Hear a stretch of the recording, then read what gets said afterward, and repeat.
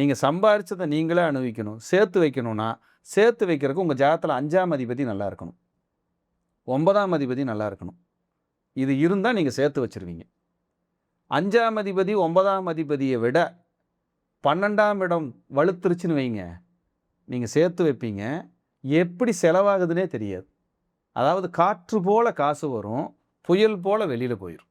அப்போ விரையாதிபதி பலம் பெற்றா உங்களால் காசை சேர்க்க முடியாது. சரி சார், விரையாதிபதி பலம் பெற்றார், எங்களுக்கு வேறு விமோச்சனமே இல்லையா? நகை வாங்கி வச்சுக்கோங்க, ஒரு இடம் வாங்கி வச்சுக்கோங்க, ஒரு அப்பார்ட்மெண்ட் வாங்கிக்கோங்க, ஃபாரின் இன்வெஸ்ட்மெண்ட் கூட பண்ணுங்க. நான் துபாயில் போய் ஒரு அப்பார்ட்மெண்ட் வாங்கி வச்சுருக்கிறேன், ஒரு 2 கோடிக்கு 3 கோடிக்கு. 12ஆம் இடம் வலுத்துச்சுன்னா ஃபாரின் இன்வெஸ்ட்மெண்ட்டுக்கு சூப்பராக வேலை செய்யும். இல்லை, ஃபாரினே போக வேண்டாம். எங்கே சார் வெளிநாடு துபாயிலெலாம் போய் நான் எங்கே சார் வாங்கிட்டு இருக்கிறது? உங்கள் சொந்த ஊர் உதாரணத்துக்கு நீங்கள் கோயம்புத்தூர்னு வச்சுக்கோங்க. திருப்பூர், சேலம் இந்த மாதிரியான ஒரு ஊரில் ஒரு சொத்து வாங்குறீங்க, இடம் வாங்குறீங்க, வீடு கட்டுறீங்க, பலம்.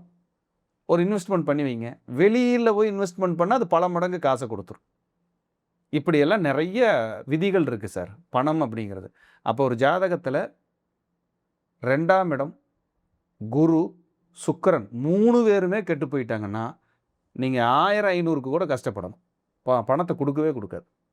அப்போ 2ஆம் இடம் வலுத்து, குரு பலம் பெற்று, சுக்கிரன் பலம் பெற்று, 5 9க்குடையவர்கள் பலம் பெற்று, 11ஆம் இடமும் பலம் பெற்று, இந்து லக்னமும் சப்போர்ட் பண்ணிச்சுன்னா அங்கே தாங்க சார் கோடிகள்.